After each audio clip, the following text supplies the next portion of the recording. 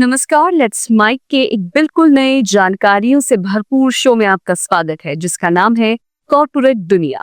ये सिर्फ एक प्रोग्राम नहीं है, बल्कि एक खिड़की है उस दुनिया की तरफ जहां बिजनेस की चालें, स्टार्टअप्स की उड़ानें, मार्केट की धड़कनें और कंपनियों के भीतर की कहानियां आपको समझाई जाएंगी, आसान, रोचक और भरोसेमंद अंदाज में। आइए सबसे पहले नजर डालते हैं कारोबार की दुनिया की आज की खबरों पर। सबसे पहले हेडलाइंस।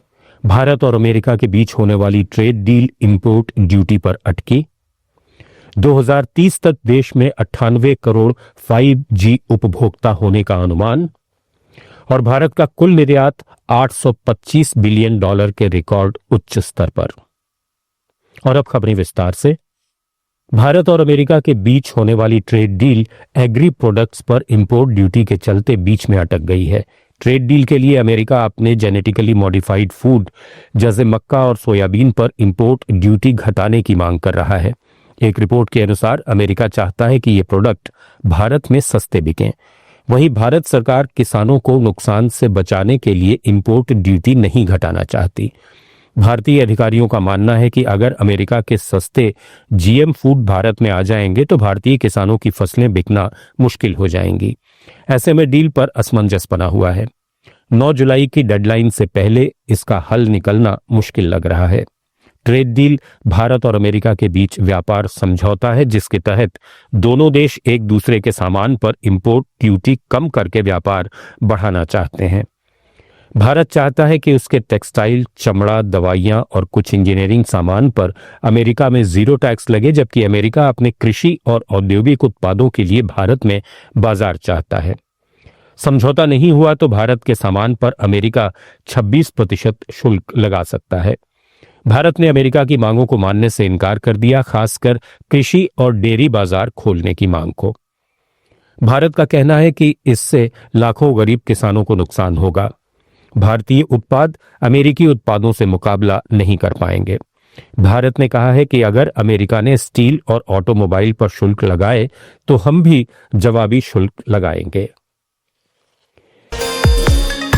केंद्रीय वित्त मंत्री निर्मला सीतारमण ने ग्लोबल स्लोडाउन के बावजूद कुल निर्यात में $825 बिलियन के रिकॉर्ड उच्च कारोबार तक पहुंचने के लिए भारतीय एक्सपोर्टर्स की तारीफ की।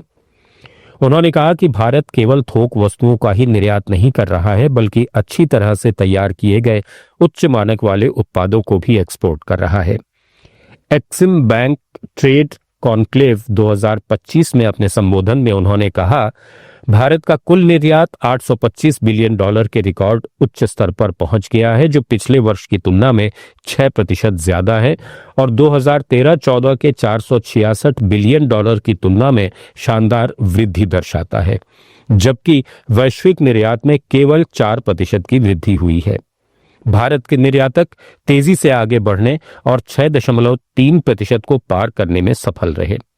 मुक्त व्यापार समझौतों को अंतिम रूप देने के लिए चल रही बातचीत के बारे में वित्त मंत्री सीतारमण ने कहा, ये समझौते भविष्य में देश के निर्यात की गतिशीलता बदल देंगे।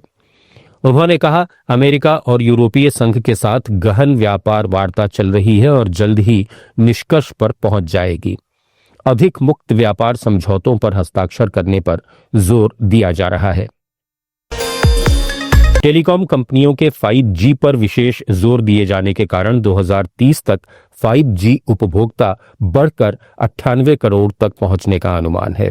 दूरसंचार उपकरण बनाने वाली प्रमुख कंपनी एरिक्सन की ओर से जारी मोबिलिटी रिपोर्ट में यह अनुमान जताया गया है।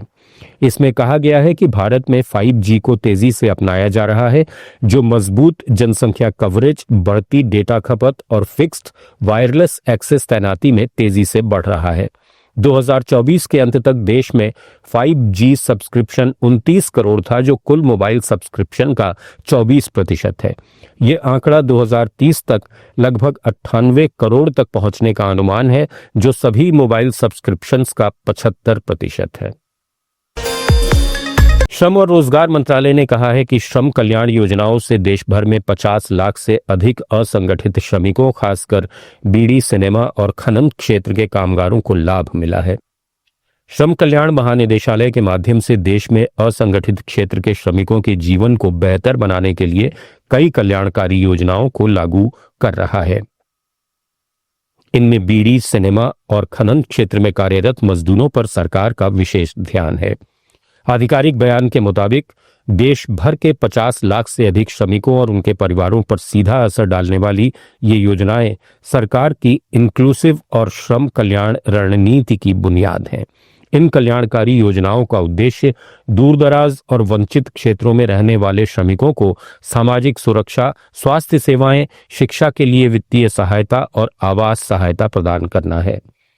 कल्याणकारी ढांचे के प्रमुख घटकों में से एक शिक्षा सहायता योजना है, जो बीड़ी, सिनेमा और गैर कोयला खदान श्रमिकों के बच्चों के लिए 1,000 रुपए से 25,000 रुपए तक की वार्षिक छात्रवृत्ति प्रदान करती है। इस योजना में हर साल 1 लाख से अधिक आवेदन आते हैं।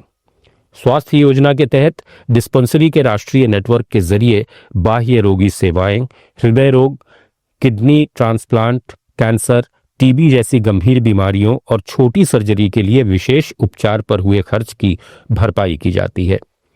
छोटी सर्जरी के लिए 30,000 रुपए से लेकर कैंसर के इलाज के लिए 7.5 लाख रुपए तक की वित्तीय सहायता दी जाती है, जिससे कम आय वाले श्रमिकों के लिए जीवन रक्षक स्वास्थ्य सेवा तक पहुंच सुनिश्चित होती है। एयर इंडिया धीरे धीरे पश्चिम एशिया के लिए उड़ानें फिर शुरू करेगी। एयर इंडिया ने कहा कि ज्यादातर परिचालन 25 जून से दोबारा शुरू होंगे। एयरलाइन ने बयान में कहा कि पहले रद्द की गई यूरोप की उड़ानें भी आज से क्रमिक रूप से बहाल की जा रही हैं, जबकि अमेरिका और कनाडा के पूर्वी तट से आने जाने वाली सेवाएं जल्द से जल्द फिर शुरू होंगी। एयर इंडिया ने पश्चिम एशिया में बढ़ते तनाव के मद्देनजर इन क्षेत्रों के लिए परिचालन को अस्थायी रूप से निलंबित कर दिया था। क्षेत्र के कुछ देशों ने भी अपने हवाई क्षेत्र बंद कर दिए थे। एयर इंडिया ने कहा, हम व्यवधान कम करने और अपनी समय सारिणी को बहाल करने के लिए प्रतिबद्ध हैं। एयर इंडिया असुरक्षित माने जाने वाले हवाई क्षेत्रों से बचना जारी रखेगी। देश में प्रॉपर्टी की कीमतों में खूब उछाल आया है। बड़े शहरों में तो आम आदमी को छोड़िए, अमीरों को भी घर खरीदने में पसीने छूट रहे हैं। नेशनल हाउसिंग बोर्ड के आंकड़ों के अनुसार महाराष्ट्र के शहरों में रहने वाले 5% अमीर परिवारों को मुंबई में एक औसत आकार का घर खरीदने के लिए 100 साल से ज्यादा समय तक बचत करनी होगी। हरियाणा के अमीरों को गुरुग्राम में और ओडिशा के टॉप 5% शहरी अमीरों को भुवनेश्वर में मकान खरीदने के लिए 50 से 60 साल तक बचत करनी होगी। भारत में 2022-23 के दौरान ग्रॉस सेविंग रेट जीडीपी के मुकाबले 30.2% रही। इसी को आधार बनाकर शीर्ष 5% आय वर्ग वाले परिवारों की बचत का अनुमान लगाया गया। राज्यवार तुलना की गई तो ये तथ्य सामने आया कि देश के कई बड़े शहरों में अमीरों के लिए भी घर खरीदना आसान काम नहीं है। महाराष्ट्र में शहरी क्षेत्रों के टॉप 5% परिवारों की औसत प्रति व्यक्ति मासिक खपत 22,352 रुपए है। 4 सदस्यों के परिवार की कुल मासिक आय 89,804 रुपए आंकी गई है, जो यानी सालाना 10,70,000 रुपए। इस आय पर 30.2% की बचत दर के हिसाब से एक परिवार हर साल 3,20,000 रुपए बचा सकता है। मार्च 2025 में मुंबई में 1,184 वर्ग फीट वाले घर की औसत कीमत 3,54,00,000 रुपए थी।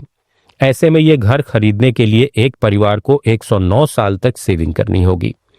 हरियाणा के गुरुग्राम में शीर्ष 5% शहरी अमीर परिवारों को अपने घर का सपना पूरा करने के लिए 63 साल तक बचत करनी होगी। वहीं ओडिशा की राजधानी भुवनेश्वर में ये अवधि 50 साल से अधिक होगी। इन आंकड़ों से साफ है कि समस्त राज्यों की राजधानियों या बड़े शहरों में घर खरीदना अब अमीर माने जाने वाले परिवारों के लिए भी टेढ़ी खीर हो गया है।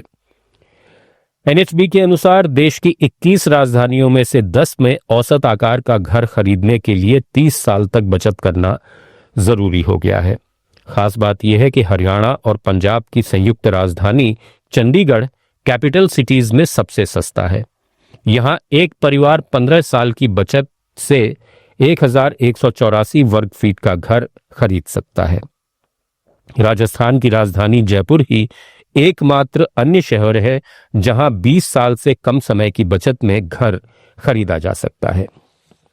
तो कॉर्पोरेट न्यूज में फिलहाल इतना ही। जुड़े रहिए लेट्स माइक के साथ।